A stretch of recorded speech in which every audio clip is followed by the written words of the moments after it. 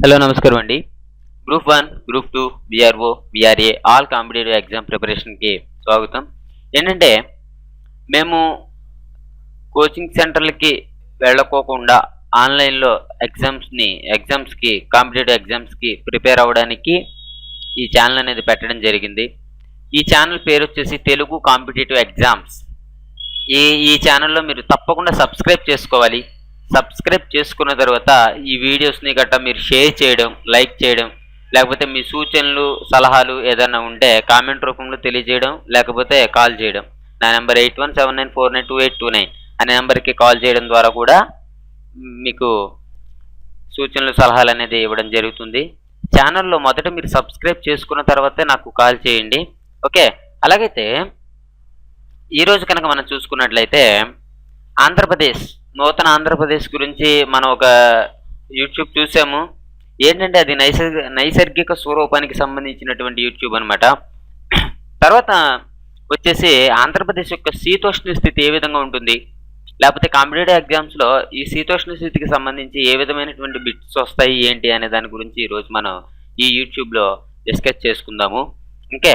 తర్వాత చూస్తే ఏంటంటే ఒక ప్రాంతం శీతోష్ణ స్థితి అంచనా వేయడానికి అంటే ఒక ప్రాంతంలో శీతోష్ణ స్థితి ఏ విధంగా ఉందో అంచనా వేయడానికి తోడ్పడే అంశాలు ఏంటి అని కనుక మనల్ని అడిగినట్లయితే ఆ ప్రాంతం యొక్క ఉష్ణోగ్రత, శీతోష్ణ స్థితి, వాతావరణ పీడనం, పవన గమనం ఇవన్నీ కూడా ఈ 4 కూడా ఈ అంశాలని ఆధారంగా చేసుకునే ఒక శీతోష్ణ స్థితిని క్యాలిక్యులేట్ చేస్తారనమాట. ఓకే. మనం కాంపిటేటివ్ ఎగ్జామ్స్‌లో అడగొచ్చు, ఈ క్రింది వానిలో శీతోష్ణ స్థితి అంశానికి తోడ్పడేది ఉష్ణోగ్రత, శీతోష్ణత, వాతావరణ పీడనమా లేకపోతే పైవన్నీనా అని అడగొచ్చు. అడిగితే మనం పైవన్నీ అనేది ఆన్సర్ చేయాలి. ఓకే. తర్వాత కనుక మనం చూసినట్లయితే ఓకే, ఆంధ్రప్రదేశ్లో ఏ రకమైన శీతోష్ణ స్థితి కలదు అంటే ఆయన రేఖ ఋతుపవన మండల శీతోష్ణ స్థితి కలదు. ఆంధ్రప్రదేశ్లో ఆయన రేఖ ఋతుపవన మండల శీతోష్ణ స్థితి అనేది కలదనమాట. తర్వాత మనం చూస్తే ఆంధ్రప్రదేశ్ రాష్ట్రం యొక్క సగటు ఉష్ణోగ్రత ఎంత అంటే 31.5 డిగ్రీల సెంటీగ్రేడ్ అనమాట. ఇది దీన్ని మర్చిపోకూడదు. మన ఆంధ్రప్రదేశ్ యొక్క సగటు ఉష్ణోగ్రత 31.5 సెంటీగ్రేడ్స్. తర్వాత కనుక మనం చూసుకున్నట్లయితే ఆంధ్రప్రదేశ్ రాష్ట్రం సగటు కనీస ఉష్ణోగ్రత ఎంత అంటే 18 డిగ్రీల సెంటీగ్రేడ్. ఓకే, 18 డిగ్రీల సెంటీగ్రేడ్ అనేది ఉంది. తర్వాత మనం చూసుకున్నట్లయితే ప్రముఖ వేసవి విడిది కేంద్రం హార్స్లీ హిల్స్ ఎచ్చట కలదు అంటే మదనపల్లి చిత్తూరు జిల్లాలో ఉందన్నమాట. ఓకే, ఎక్కడుంది అంటే మదనపల్లి చిత్తూరు జిల్లాలో ఉంది. తర్వాత కనుక మనం చూసుకున్నట్లయితే ఆంధ్రప్రదేశ్లో వేసవిలో అత్యంత ఉష్ణోగ్రత నమోదైన ప్రాంతంగా గుర్తించబడింది ఏంటి అంటే గుంటూరు జిల్లాలోని రేటచింతల. ఓకే, రేటచింతల. ఓకే. తర్వాత మనం చూసుకున్నట్లయితే ఉష్ణోగ్రత వ్యత్యాసం ఎక్కువగా ఉన్న శీతోష్ణ స్థితిని ఏమని పిలుస్తారు అని అంటే ఖండాంతర్గత శీతోష్ణ స్థితి అని పిలుస్తారు. ఖండాంతర్గత శీతోష్ణ స్థితి అని పిలుస్తారనమాట. అదేవిధంగా వేసవి కాలంలో ఏ రకమైన పవనాలు వీస్తాయి అంటే ఖండాంతర్గత పవనాలు వీస్తాయి. ఖండాంతర్గత శీతోష్ణ స్థితి, ఖండాంతర్గత పవనాలు వేస్తాయి అనమాట. ఓకే. తర్వాత వేసవిలో ఆంధ్రప్రదేశ్లో ఇతర జిల్లాల కంటే చల్లగా ఉండే జిల్లాలు ఏవి అంటే ఇతర జిల్లాల కంటే అన్నిటికన్నా చల్లగా ఎక్కడ ఉంటుందా అంటే చిత్తూరు, అనంతపురంలోనే ఎక్కువగా చల్లగా ఉంటుంది. ఓకే. తర్వాత చూసుకుంటే రాష్ట్రంలో అత్యధిక ఉష్ణోగ్రత నమోదైబడే నెల మే నెల. ఇది మనందరికీ తెలిసిందే. తర్వాత మనం చూసుకున్నట్లయితే రాష్ట్రంలో వేసవిలో ఉరుములు, మెరుపులతో కూడిన వర్షాన్ని ఏమంటారు అంటే మ్యాంగో షవర్స్ అని అంటారు అనమాట. ఓకే. ఏంటంటే మామిడి పంటకి ఇది ఎక్కువగా ఉపయోగపడడం వల్ల వీటిని ఆ రకంగా అంటూ ఉంటారు. తర్వాత కనుక మనం చూసుకున్నట్లయితే రాష్ట్రంలో వర్షాకాలం ఎప్పటి నుంచి ఎప్పటి వరకు ఉంటుంది అంటే జూన్ 3వ వారం నుంచి సెప్టెంబర్ వరకు కూడా ఉంటుంది. తర్వాత మనకి రాష్ట్ర సంవత్సరిక సగటు వర్షపాతం ఎంత 966 మిల్లీమీటర్లు. 966 66 మిల్లీమీటర్లు అనమాట. ఏంటి మన యొక్క రాష్ట్ర సంవత్సరిక సగటు వర్షపాతము. సగటు వర్షపాతం ఎంత మన రాష్ట్రానికి? కొత్తగా అంటే 13 జిల్లాల ఆంధ్రప్రదేశ్ సంబంధించింది. ఈ మ్యాటర్ అంతా కూడా కొత్త ఆంధ్రప్రదేశ్కి సంబంధించింది అనమాట.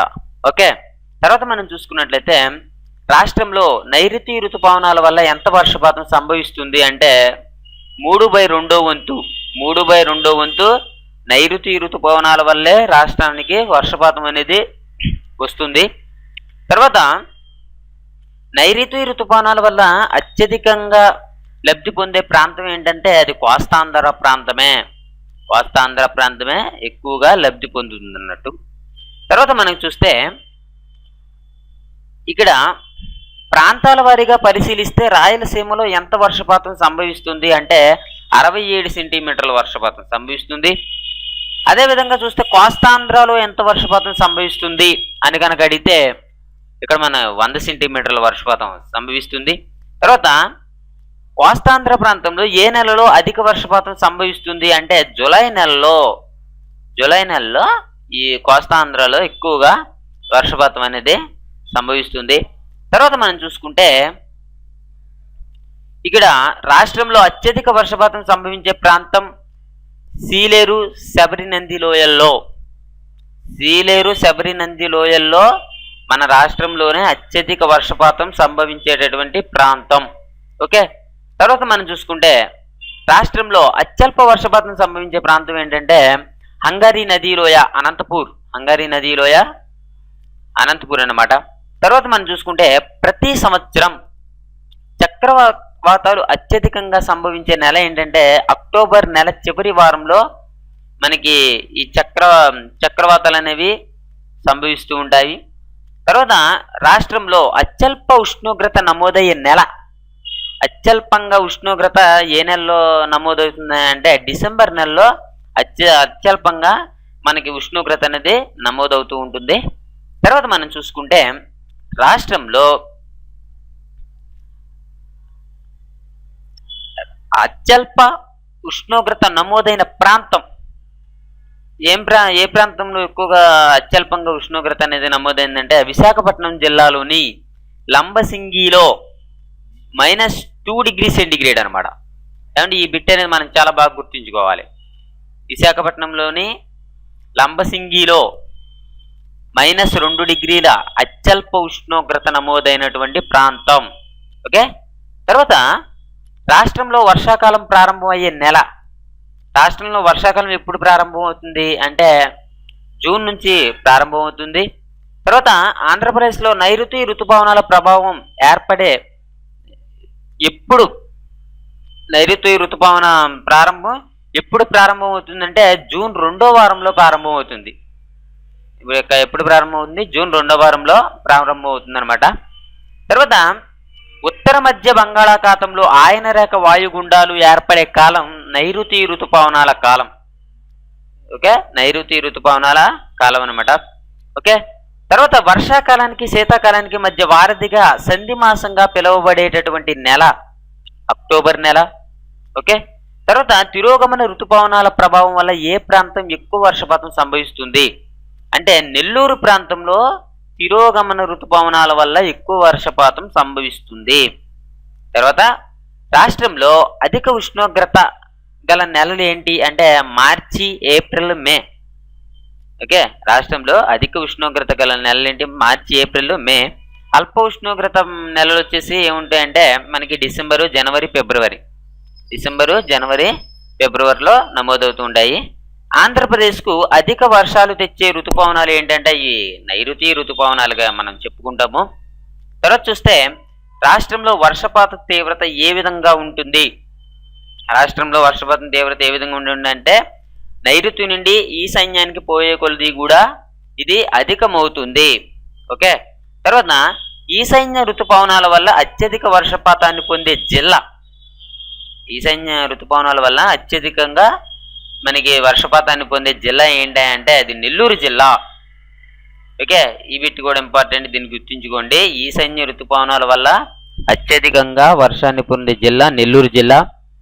ఈశాన్య ఋతుపవనాల వల్ల రాష్ట్రంలో వర్షం ఏ ప్రాంతంలో ఎక్కువగా కురుస్తుంది అంటే దక్షిణ కోస్తాలో ఎక్కువగా కురుస్తుంది. దక్షిణ కోస్తాలో ఎక్కువగా కురుస్తుంది. వాయుగుండాల వల్ల అత్యధిక వర్షపాతాన్ని పొందేది కూడా దక్షిణ కోస్తానే. ఓకే, ఈ రెండు విషయాలు కూడా దక్షిణ కోస్తా గురించి మీరు గుర్తుంచుకోండి. తర్వాత తిరోగమన అంటే ఈశాన్య ఋతుపవనాల వల్ల రాష్ట్రంలో ఏ జిల్లాలో ఎక్కువ వర్షపాతం పడుతుంది అంటే నెల్లూరు, చిత్తూరు జిల్లాలో ఎక్కువగా వర్షపాతం అనేది పడుతుందన్నమాట. తర్వాత మనం చూసుకుంటే శీతాకాలంలో కోస్తా ప్రాంతం కంటే రాయలసీమలో చలి ఎక్కువగా ఉండడానికి గల కారణం ఏంటి అని కనుక మనల్ని అడిగినట్లయితే మనం ఏంటంటే రాయలసీమ ప్రాంతం పీఠభూమి ప్రాంతం అగుట వలన, రాయలసీమ ప్రాంతం పీఠభూమి ప్రాంతం అగుట వలన మనకి అక్కడ కొంచెం చలి అనేది ఎక్కువగా ఉంటుందన్నమాట. తర్వాత రాష్ట్రంలో శుష్క ప్రాంతం ఏది అంటే నైరుతి ఋతుపవన ప్రాంతం. శుష్క ప్రాంతం నైరుతి ఋతుపవన ప్రాంతం అన్నమాట. ఓకే, ఇవన్నీ కూడా ఆంధ్రప్రదేశ్ శీతోష్ణ స్థితికి సంబంధించినవి. దీని నుంచి ఏదైనా బిట్స్ వచ్చే అవకాశం ఉంటుంది. తర్వాత మనం కనుక చూసుకుంటే రాష్ట్రంలో తేమ ఉప ఆర్ద్ర ప్రాంతం ఎక్కడ ఉంది అంటే గోదావరి జిల్లాలోని ఏజెన్సీ ప్రాంతంలో ఉంది. గోదావరి జిల్లాలోనే ఏజెన్సీ ప్రాంతంలో ఏంటి రాష్ట్రంలో తేమ ఉప ఆర్ద్ర ప్రాంతం. ఓకే, ఆర్ద్ర ప్రాంతం ఎక్కడ ఉందంటే గోదావరి జిల్లా ఏజెన్సీలో ఉంది. తర్వాత కనుక మనం చూసుకుంటే ఆయన రేఖ వాయుగుండాల వల్ల అత్యధిక వర్షపాతాన్ని పొందుతున్న ప్రాంతం కోస్తాంధ్ర ప్రాంతం. ఓకే, ఈ బిట్ కూడా ఇంపార్టెంటే. ఆయన రేఖ వాయుగుండాల వల్ల అత్యధిక వర్షపాతాన్ని పొందుతున్న ప్రాంతం కోస్తాంధ్ర ప్రాంతం. ఓకే, ఏమంటే ఇంతవరకు కూడా మనం ఆంధ్రప్రదేశ్ యొక్క శీతోష్ణ స్థితి ఏ విధంగా ఉంటుంది అనేది ఈ యొక్క యూట్యూబ్లో చూసాము.